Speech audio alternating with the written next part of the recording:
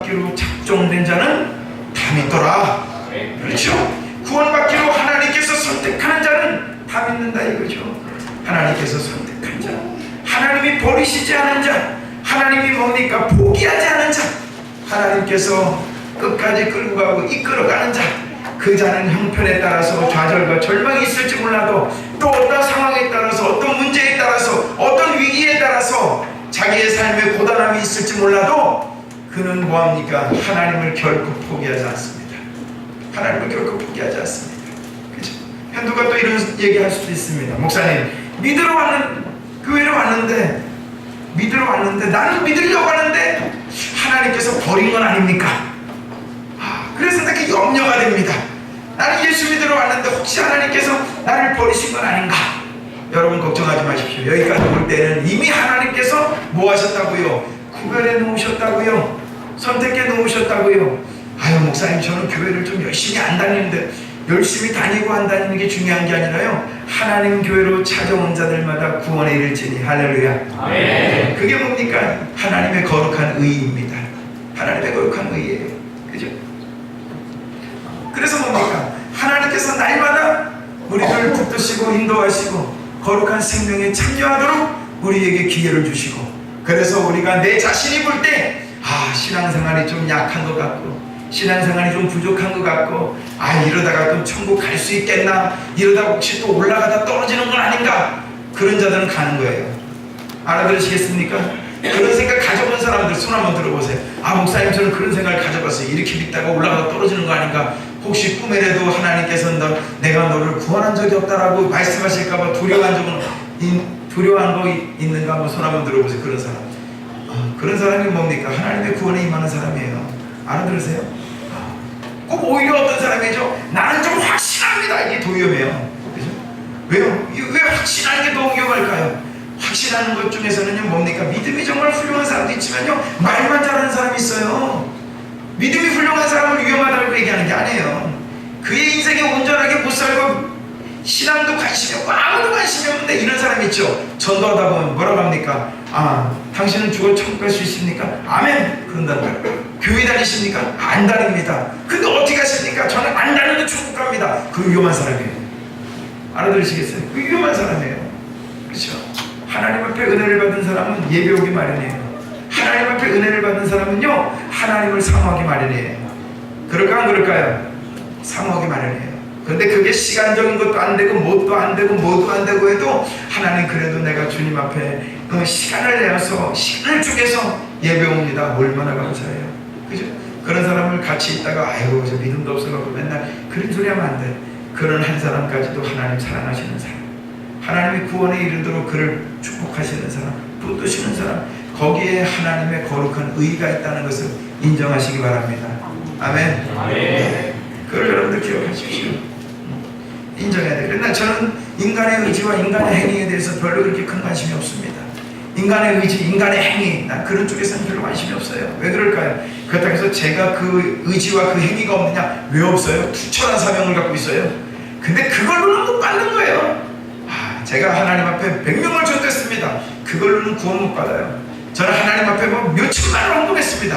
그런 걸로는 구원 못 받아요. 저는 매일같이 주님 앞에 왔습니다. 그걸로도 못 받아요. 어떤 사람이 받는 겁니까? 어떤 사람이 하나님께서 선택한 사람, 하나님께서 구원하시기로 작정한 사람, 하나님께서 사랑하시기로 작정한 사람, 하나님이 기억하신 바 된 사람, 그런 사람만이 하나님 나라 가는 거예요. 아멘? 네. 그러니까 여러분들 예배 오시면서도요, 마음속에 내가 신앙생활을 잘해야 되는데 훌륭한 거예요.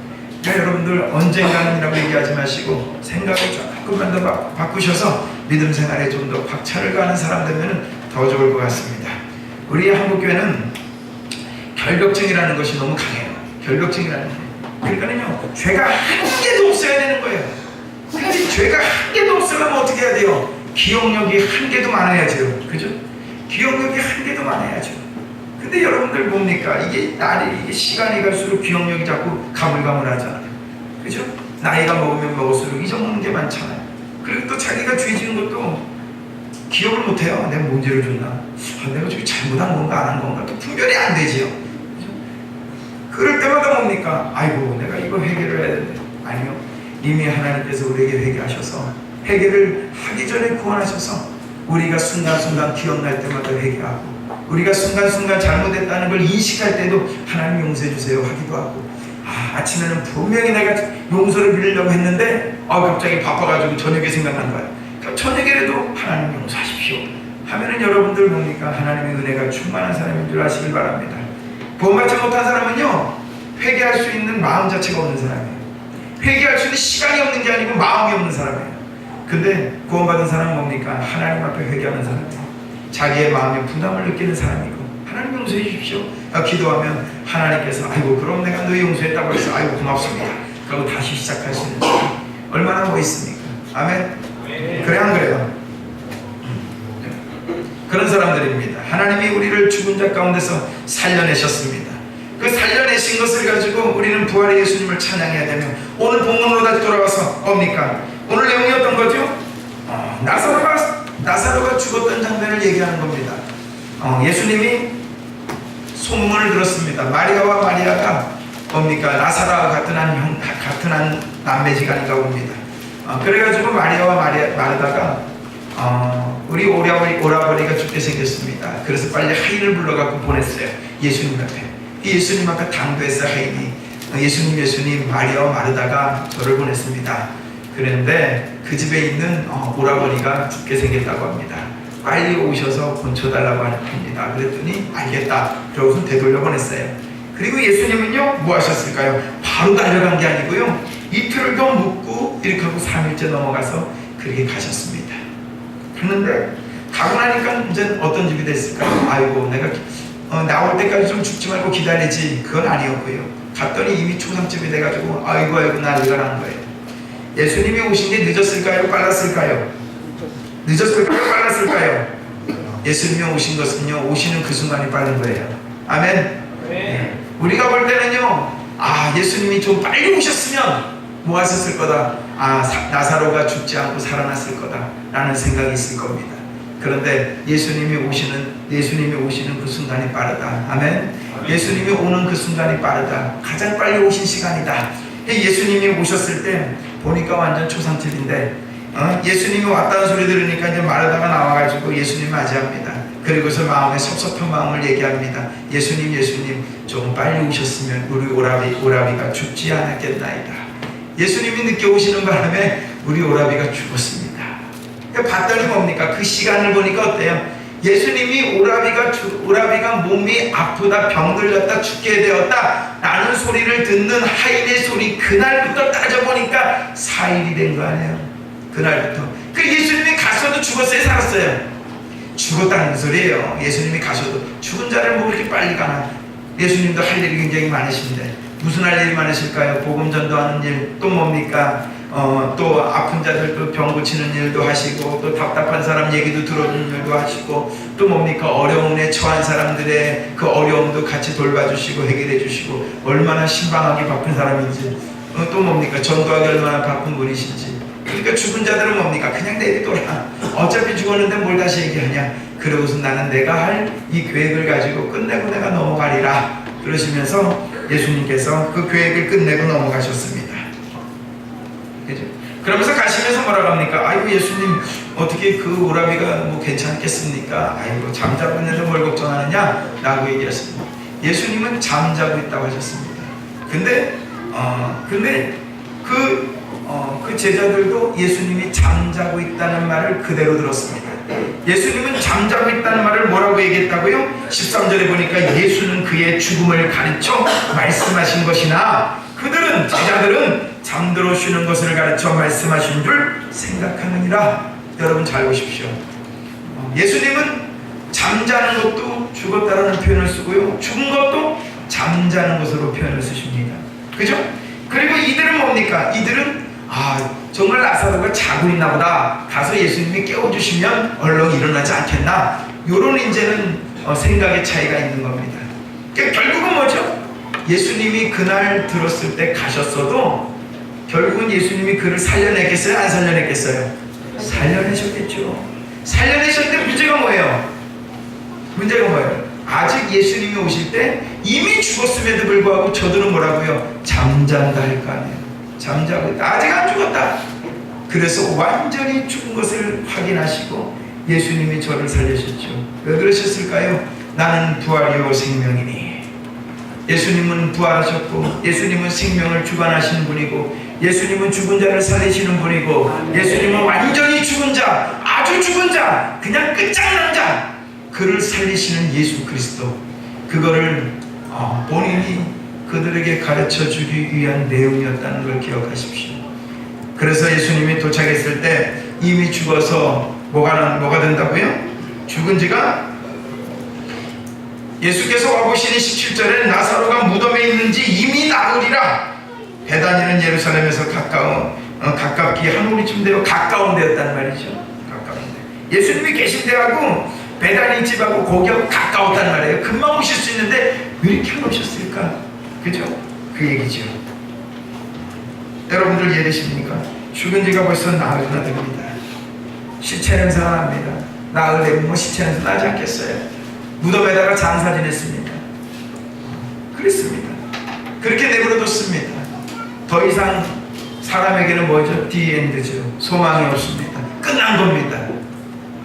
거기에 예수님의 십자가가, 거기에 예수님의 능력과 거기에 예수님의 실력은 이제 제자들에게 또 수많은 사람들에게는 기대감이 없는 거죠. 그죠? 기대감이 없는 거죠. 그 기대감이 없는 곳에 예수님께서 옵니까? 예수님께서 뭐라고 하시죠? 22절에 말하다가 나는 이제라도 주께서 무엇이든지 하나님께 구하시는 것을 하나님이 주실 줄을 아나이다. 믿음은 참 좋아요. 그죠? 이제라도 예수님 기도해 주시면 뭔가 좀 달라질 수 있는 게 뭐가 있지 않겠습니까?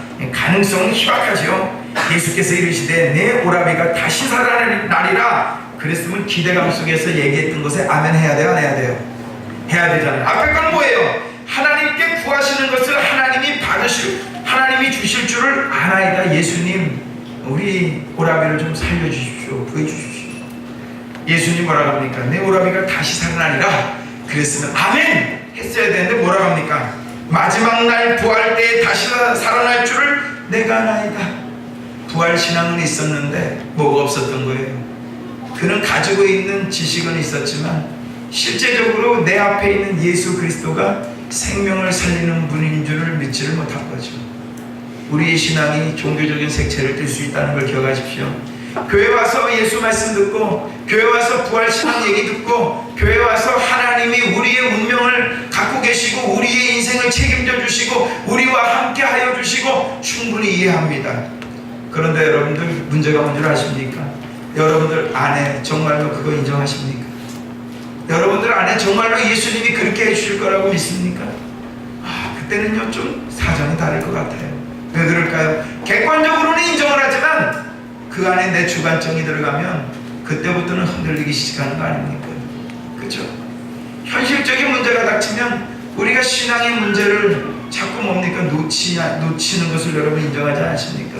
그냥 형식적인 교회, 그냥 예배 한번 잠깐 왔다가 가는 그 신앙 하지 마시고 오늘 마르다가 갖고 있는 아이고 예수님 마지막 부활에 우리 오라비가 당연히 당연히 살아나겠지요, 이런 얘기 아니고요. 어떤 얘기요?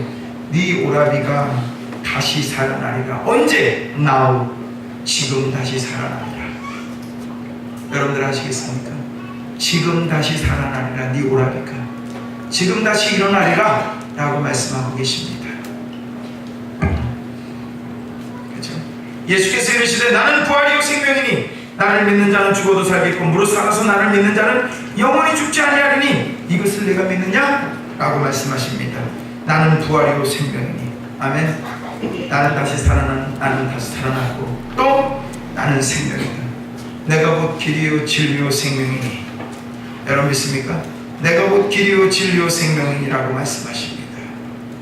그리고 요한복음 11장 40절에는 뒷장에는 뭐라고 얘기 나옵니까? 예수께서 이르시되 내 말이 네가 믿으면 하나님의 영광을 보리라 하지 아니하였느냐 하시니 내 말을 네가 믿으면 하나님의 영광을 보리라. 여러분 믿으십니까? 내 말을 네가 믿으면 어떤 말이죠? 나는 부활이요 생명이니 나를 믿는 자는 죽어도 살겠고 무릇 살아서 나를 믿는 자는 영원히 죽지 아니하리라. 이것을 네가 믿느냐? 라고 말씀하시면서 내 말이 네가 믿으면 하나님의 영광을 보리라, 그렇게 연결돼야 돼요. 알아들으시겠습니까? 네가 믿느냐라고 물어보시죠. 그러시면서 뭐라고 말씀하십니까? 네가 믿으면 하나님의 영광을 보리라. 하나님의 영광은 뭡니까? 너가 원하는 것이 네 앞에서 이루어지리라, 그런 거죠. 여러분들 알아들으시겠습니까? 주의 영광을 볼 수 있습니다. 우리의 피상적인 신앙생활을 이제부터 접어두셔야 합니다. 그냥 나는 기독교로 이름을 갖고 있는 그런 종교하지 마십시오. 누가 물어볼 때 종교가 뭐냐? 기독교다, 그런 식으로 말하지 마십시오. 저는 누가 물어볼 때 당신은 종교가 뭡니까? 저는 기독교입니다, 그런 소리 안 해요. 왜 그런 소리 안 합니까? 나는 예수 그리스도를 믿습니다. 여러분들 아시겠습니까? 저는 충분히 로드십에 대한 연습을 많이 하고 있습니다. 지금도 하나님은 나의 주인이 되시며 나는 그분의 종이 됩니다. 하나님은 나의 아버지가 되시고 나는 그분의 아들이 됩니다. 이 분명한 노선을 정확하게 갖고 있습니다. 그냥 남들이 던지는 대로 나는 기독교입니다, 누가 얘기한 것처럼 당신네 집 종교가 뭡니까? 불교입니다, 그런 거 말고요. 그런 신앙 말고요. 그런 거 그냥 올려놓는 그런 이름값을 하는 그런 거 말고, 어떤 거요? 정말로 당신 안에 그리스도가 있습니까? 정말로 당신은 예수 그리스도로 구원받았습니까? 예수 그리스도의 십자가의 보혈로 거듭났습니까? 예수님께서 이 땅에 오셔서 십자가의 죽으심으로 당신의 주홍같이 붉은 죄가 눈과 같이 휘어졌습니까? 진홍같이 붉은 죄가 양털과 같이 휘어졌습니까? 이 부분이죠. 우리가 우리의 죄를 자백하면 하나님은 미쁘시고 의로사 우리의 죄를 사하여 주실 것이요. 여러분 믿습니까? 우리의 죄 때문에 돌아가신 예수 그리스도, 그리고 또 그 죄의 문제를 우리가 뭡니까? 해결받고 사함받았지만 아직도 예수 그리스도를 인정하지 않고 하나님과 함께 동행하지 않는 우리의 연약함, 그 연약함 속에서 예수 그리스도가 여러분들에게 어떻게 여러분들의 인생을 만들어 가시는지를 갖고 가는 그 물음입니다. 한국교회 성도들은 듣기를 굉장히 좋아합니다. 그래서 많은 교회